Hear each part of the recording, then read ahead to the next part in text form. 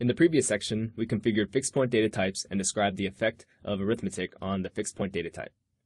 By the end of this module, you will be able to configure the data type, rounding mode, and overflow mode of fixed point functions. In this slide, we're going to take a look at how you would configure fixed point functions. If you right-click the multiply function, for example, and you go to Properties, and you look at the Output Configuration tab, so notice for this function we are using fixed point data type. By default, these functions will have the Adapt to Source checkbox up there enabled.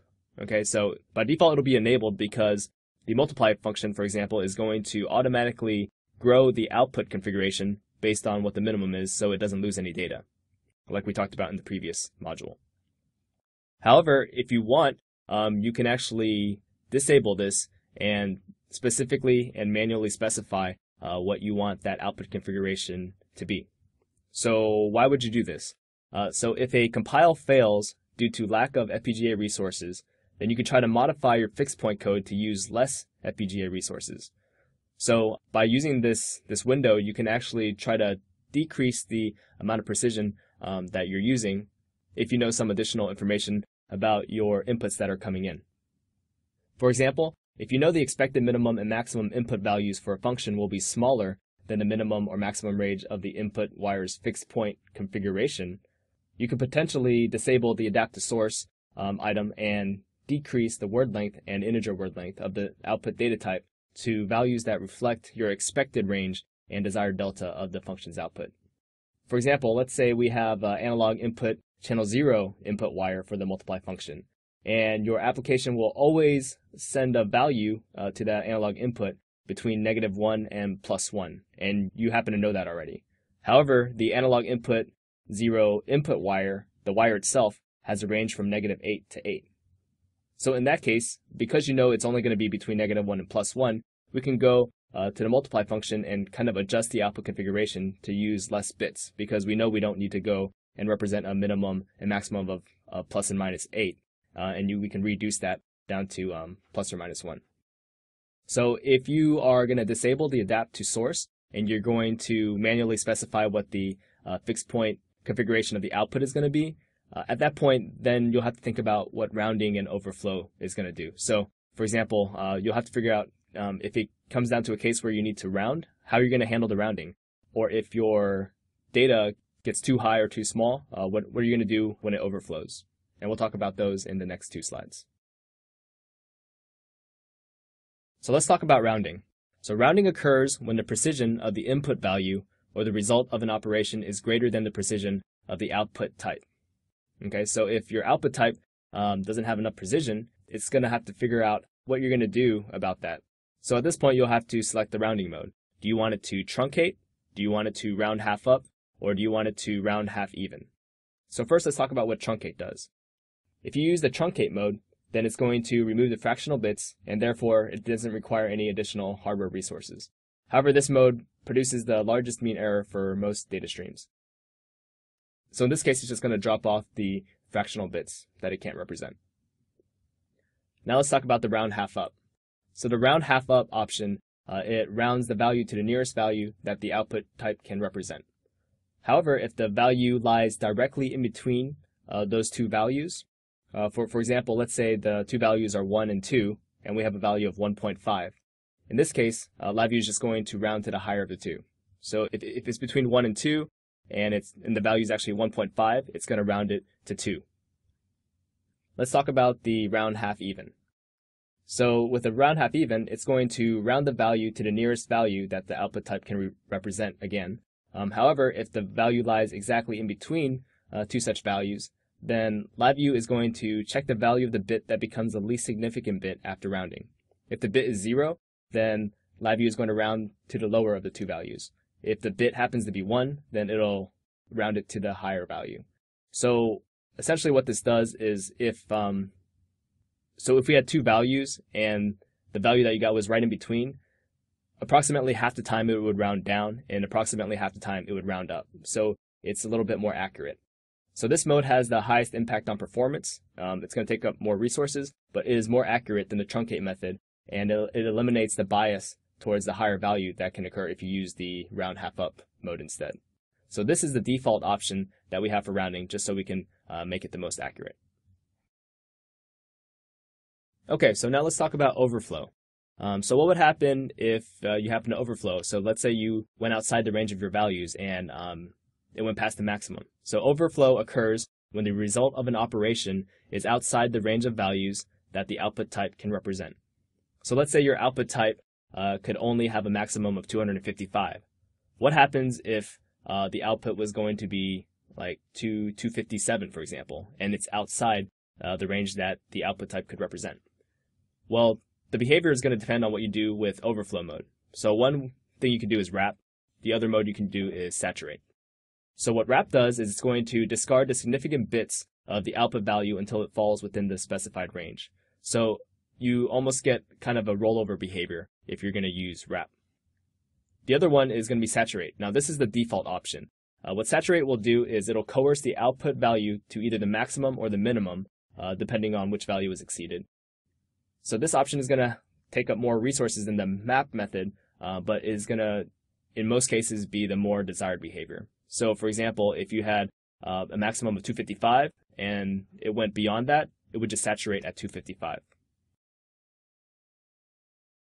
As a rule of thumb, rounding half even and saturation overflow modes typically render the most desirable results. Rounding usually gives an overall more accurate fixed point representation of the input number.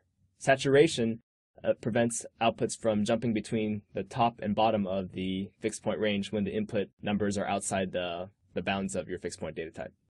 The only drawback is that rounding half even and saturation modes require slightly more FPGA resources compared to the truncate and wrap modes.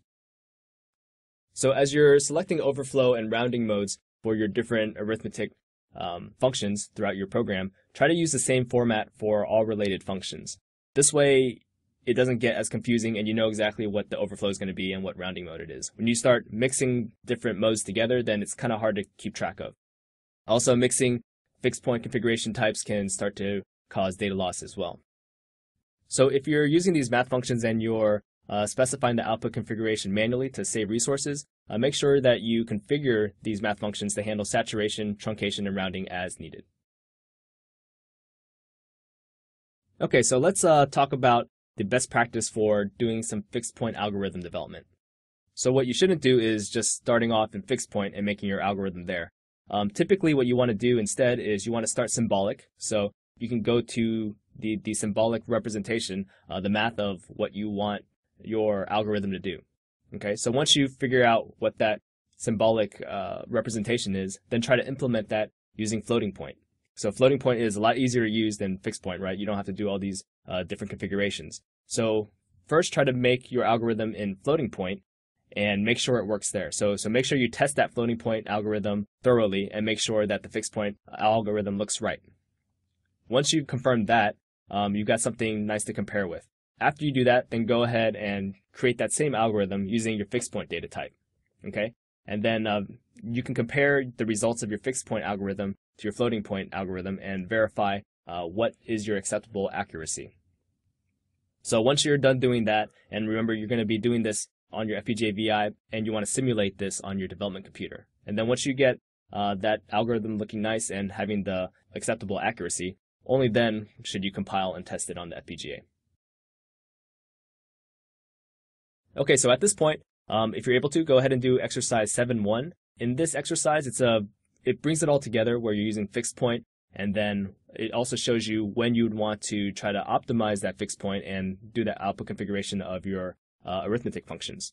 So for now, I'm just going to go and walk through this, and if you want to get experience yourself, go ahead and do it yourself too. Okay, so what I've done here is I've opened up the solution file for exercise 7.1. So what I'm going to do is I'm going to open up the fixed point configuration part 1. And what we'll do in this demo is walk through what you would have done in the exercise. So let's go to the block diagram. Okay, so let's set up this scenario here. So what we have here is a 9234 module, and it's an analog input module, and the fixed point configuration that's coming out of that channel is going to be signed, and then 24 and 4. Okay, that corresponds to a minimum of -8, a maximum of about 8, and this delta over here. Okay? So in this scenario, we just happen to know that the analog input coming in is going to be between +2 and -2. Okay? Even though this module can get values above that, all the way to -8 and 8, we just happen to know in our case that the incoming values on our channel are going to be between -2 and 2. Okay, so that's what this function here is doing. It is coercing this data, so the simulated data that's coming in, since we're going to be simulating this, is going to be between 2 and -2. Okay, and then what we wanted to do with that data is we wanted to scale it. So in the first part of the exercise, you would have put down a multiply function, and then you want to multiply it by 5 to get our result. Okay, so this is kind of representing our algorithm here. So when you're putting down a fixed point constant, you want to make sure that here we're trying to represent a 5. So we want to use a fixed point configuration that's the smallest it can be that can still represent a 5. So let's take a look at the properties for this and look at the fixed point configuration. So for 5, let's go and look at the data type. So 5 is not negative, so we can go ahead and choose unsigned. And then based on our requirements for 5, if we have a fixed point configuration that can do 0 to 7 and a delta of 1, that's going to be the smallest that we can do that can represent the number 5. Okay, so that's why we have a word length of 3 and integer word length of 3. So let me click cancel here. So make sure you configure your constants accordingly. And then here we're going to multiply that and get our result. So let's go ahead and go to the front panel and see what happens. So notice we get -2 and -10, and then we get a value here, and that's also multiplying it by 5. So we verified that this is working correctly. Okay, so let's take a step back real quick and take a look at this from a high level. So let's say we try to compile it, and the compile was successful. Then we're pretty much done, right? Everything works, and we're good to go. However, let's say we developed some algorithm and we hit compile, and then that compile was failing. Well, maybe what we need to do is we need to go back to our fixed point algorithm and do a little bit more optimizing to help that compile succeed. So let's say that happened and we had to go back into our fixed point algorithm here and make it a little bit more optimized. Okay, so if we look back at our scenario, this wire here, this fixed point wire, has a configuration of plus or minus and then 24 and 4, right? And this is going to give us a maximum of 8 and a minimum of -8. However, we happen to know that those values will actually only be between -2 and 2. Okay, so based on that, we can actually decrease the precision that's coming in here to figure that out. Okay, so if you think about it and we run through the math in our heads, well, if we know that the values coming out of here are only going to be between -2 and 2, if we multiply that by 5, we know the output of this multiply function is only going to be between -10 and 10. Okay, so based on that, we can right-click and go to the properties of our multiply and adjust the output configuration accordingly, right? So notice when I right-clicked and went here, the output configuration by default for arithmetic functions is going to be adapt to source. However, in this case, we want to specify our fixed point representation to save some space. So I'm going to deselect that. And now notice that we can go to encoding and range and set this ourselves. Okay, so right now, the minimum is -56 and the maximum is about 56, right? And this was based on the configuration of the wire. However, we know some extra information, and we know that based on that extra information, the minimum is actually only going to be -10 and the maximum should be 10. So we know the delta should still remain the same, but let's go ahead and adjust the integer word length to get something that's a little bit better. Okay, so we need to go from -10 to 10, so this one's too small. Let's increase it by 1, and now we get our right minimum and maximum. Okay, and then now notice that we're going from 27 bits for our word length, and I can adjust this back down to get that same delta, and now we've saved some bits here in our fixed point algorithm. Okay, we've gone down from 27 to 25. So now I'm going to click OK. Oh, the other thing I wanted to show real quick, let me go back. The other thing I wanted to show real quick is now you can adjust the rounding mode and the overflow mode. In this case, we're going to do round half even, which is the default, which is a little bit more accurate, and then saturate as well, because if it goes over that, we just want it to stay at the maximum or stay at the minimum. The other thing I want to do is I want to include the overflow status. Okay, so what this is going to allow me to do is if it does overflow and it saturates, I want to know whether or not I'm getting some overflow values. Okay, so I'm going to click OK. Okay, so what I'm going to do now is I'm going to go to, well, before I go to that, notice that the multiply has a blue dot here. The blue dot indicates that I'm manually doing some coercing here. Okay, that I've specified what the output configuration is going to be. So let me go to my properties of result indicator, and I'm going to change this to adapt to source. Okay, so that way it's just going to adapt to whatever the incoming data on that wire is going to be. Okay, so now let me go back up here to the front panel. I'm going to right click on the result. I want to see whether it overflowed or not, so I'm just going to do overflow status LED. Okay. So now let me go ahead and run this. And notice that the simulated result is correct, and the simulated results will never be over 2 or negative 2, right? It's never going to be greater than 2 or past negative 2. So we get all the correct values, and we're not getting any overflow. Okay. However, if we had some data coming in here and it was like negative 2.5, this result would saturate at negative 10, but this overflow LED would light up like that. Okay. Okay, so let's look at the discussion questions. When should you allow the functions to automatically grow the size of the fixed point configuration? So one thing you can do is when you're first writing your algorithm and you're using fixed point, you can just let the functions automatically grow, and then you can try that compile. And if the compile succeeds, then without doing any extra work, the compile already succeeded and you're good to go. However, if it fails, then maybe you might need to go back in there and do some optimization. So when should you manually configure the fixed point configuration of the function output? Like I just said, if the compilation failed, then you need to go back in there and try to optimize it to save some space and possibly get some speed benefits as well. Now you can configure the data type, rounding mode, and overflow mode of the fixed point functions. Next, we will use the single precision floating point data type in FPGA VIs.